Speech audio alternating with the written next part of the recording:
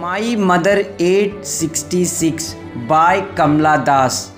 Poet Kamala Das बोलती है कि मुझे याद है लास्ट फ्राइडे मॉर्निंग में अपने पेरेंट्स के घर से कोची केरला एयरपोर्ट की ओर ड्राइव करते हुए जा रही थी।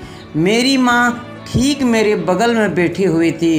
ड्राइव करते हुए मैंने जब अपनी माँ की तरफ देखी, उनको शायद नींद आ रही थी, उनकी मुंह खुली हुई थी।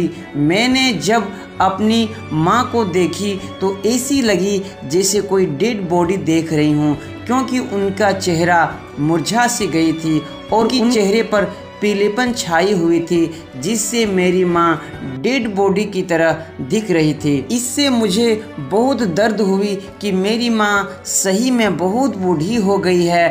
और फिर मुझे ऐसी लगने लगी कहीं मेरी माँ मुझे अलविदा जल्द ही ना बोल दें। इस तरह की सोच से मेरी आंखों में आंसू आने लगी।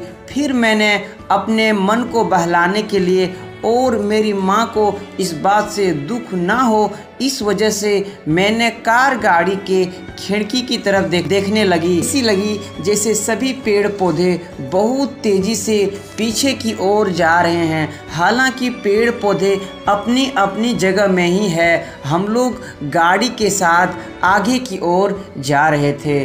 आगे पोइट बताते हैं बहुत सारे बच्चे खेल रहे थे बगीचे में। मैंने देखी खुशहाली, मैंने देखी जिंदगी कितनी कितनी जल्दी से बीतती है। गाड़ी के अंदर मुझे दुख ही दुख दिख रही थी, और जब मैंने बाहर की ओर देखी तो खुशहाली ही खुशहाली दिख रही थी। फिर जब मैं कोची एयरपोर्ट पहुंच गई, फिर एयरपोर्ट सिक्योरिटी चेक के बाद एक बार फिर मैं अपनी माँ की तरफ देखी, बिल्कुल वैसी ही दिख रही थी। रंगहीन चेहरा, मुरझाई हुई, मानो कि सर्दी के चांद देख रही हूँ। सर्दियों वाली चांद रंगहीन जैसे दिखती है।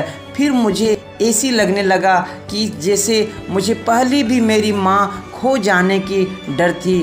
फिर मुझे याद आई बचपन से ही मुझे अपने माँ की खो जाने की डर थी, और आज ऐसी लग रही है मुझे जैसे मैं अपनी माँ को आखिरी बार देख रही हूँ। फिर पोइट अपने माँ को कहती है सी यू सुन अम्मा, और स्माइल करते हुए एयरपोर्ट के अंदर चली जाती है, और यहीं से स्टोरी एंड हो जाती है। गाइज, ये थी स्टोरी कमला दास की और उसके माँ की। अगर ये स्टोरी आपको पसंद आई है तो इस वीडियो को लाइक कीजिए और शेयर कीजिए, और क्लास 10th का सभी इंग्लिश बुक्स स्टोरी इसी चैनल पर देखने को मिलेंगे, तो ज़रूर आप इस चैनल को सब्सक्राइब कीजिए।